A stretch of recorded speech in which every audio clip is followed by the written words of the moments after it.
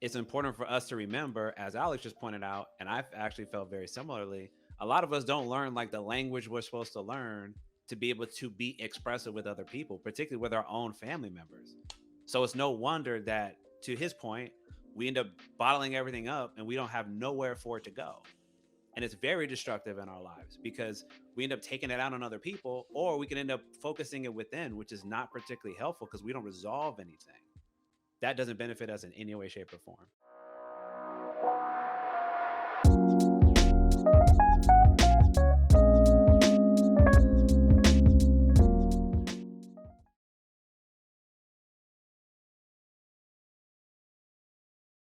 These characteristics that we're talking about are baked into an old system of domestic life.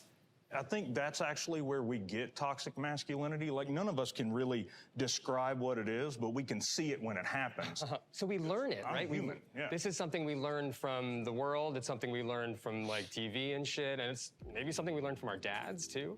Tell me about your dad. I'm a first-generation kid. My dad is from Guyana. Grew up in very humble beginnings, poor family. First time I remember my dad telling me he loved me was when I was 17. And he was like saying like he was proud of me because I was about to graduate high school and things like that, you know. I'm appreciative of all the other things, you know, being present as a provider, but in terms of like, you know, the conversation piece and like, oh, I want to talk to my dad about, you know, sex or something, or I want to talk to my dad about, oh, this person broke up with me and I'm feeling pretty sad about it. I didn't have those conversations. So like emotional language as part of like how you talk to your dad. Yeah.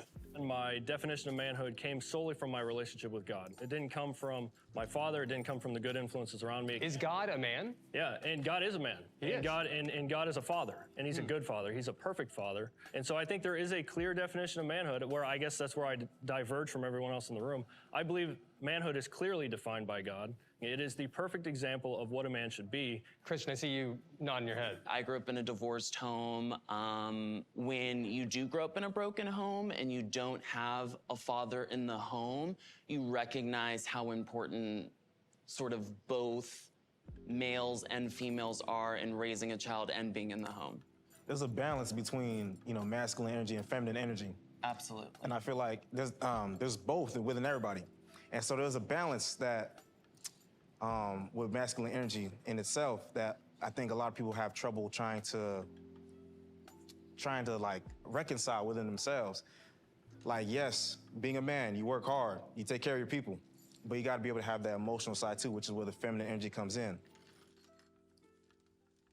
I think that is a beautiful point that he's making there. I think you were making the same point, if you correct me if I'm wrong, Alex, earlier, in that we can be more as men, more than just the traditional providers, but we can also allow for some emotional, maybe space to be vulnerable, to use our words and language to express how we feel to like children, other loved ones, you know, friends, whoever you value. Would you say that you align sort of what you were talking about earlier with what that gentleman just said? Yeah, I would say that I heavily agree with that, and just like that resonates with just how life was for me. Like, I'm not going to give my whole life story, but basically more like the last few years when I've been more old enough to like really pay attention to these type of things. Mhm. That like, especially after my parents get remarried, I feel like stuff like it. My my dad really started. He had the, at least from what I can remember, and I was really young, so I don't have the perfect recollection of it. Sure. But more of that traditional manhood and being strong, really working your butt off, working into long hours to really provide for the family. Mm-hmm. And I just noticed that lately, and this is a good thing too. It's a lot more, I guess, personal conversations, if that makes sense. Like, Yeah. basically letting your guard down around each other, because both of us have like that general, just like, we don't like to show our emotions. Like, if we're frustrated or upset about anything, I've been like, my parents get on me all the time about like bottling stuff up. Mm-hmm. And I think that is just like part of my preconceived notion of what it means to be a man to be masculine.